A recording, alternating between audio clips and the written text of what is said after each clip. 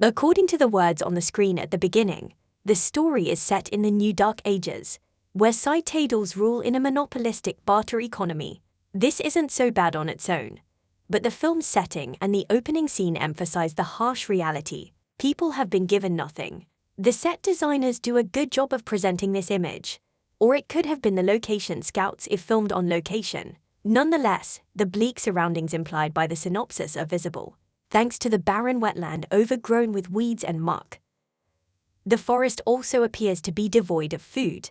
As I watched an unnamed, unidentified figure hunt for something, the word scavenging came to mind. This figure was significant, as I realized as the dull-colored surroundings illuminated with each step she took. Possible signs of life with a tree of souls-like glow.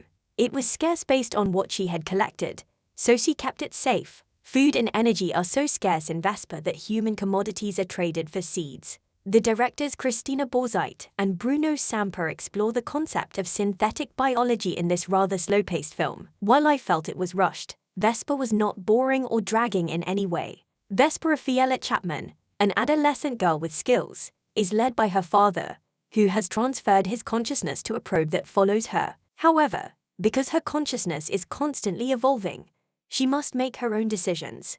As time passes, the writers peel back the layers, allowing the audience to understand Vesper and Camelia's motivations. Rosie McEwen.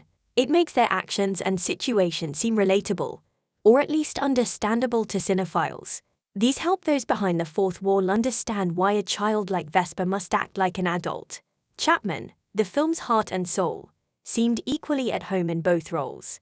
The child star demonstrates that, despite being tasked with playing a child with maturity beyond her years, she retains elements of immaturity that serve as a release. From the moment this warrior agrees to trade her blood to the scene where she howls like a wolf. How long can someone keep going? Vesper tells a story about exploitation and the desire to do the right thing.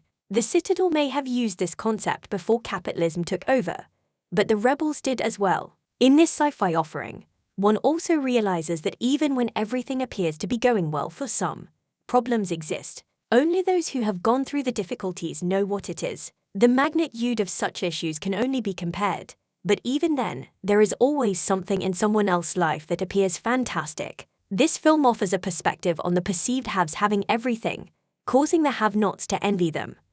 It flips this narrative to show that control is displayed everywhere, with freedom being a desire for all. Overall, Vesper offers a glimpse, a warning into a dreadful, imminent, but seemingly avoidable future. One can interpret it as a forewarning and work to avoid it.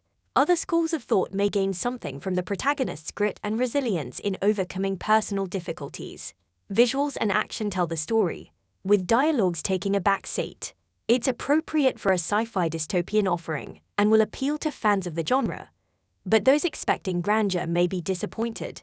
Some may be disappointed by the lack of science in this science fiction film. Vesper, on the other hand, is as grounded as it gets, with a slow but steady and rewarding build-up in the one thing they decided to expand on.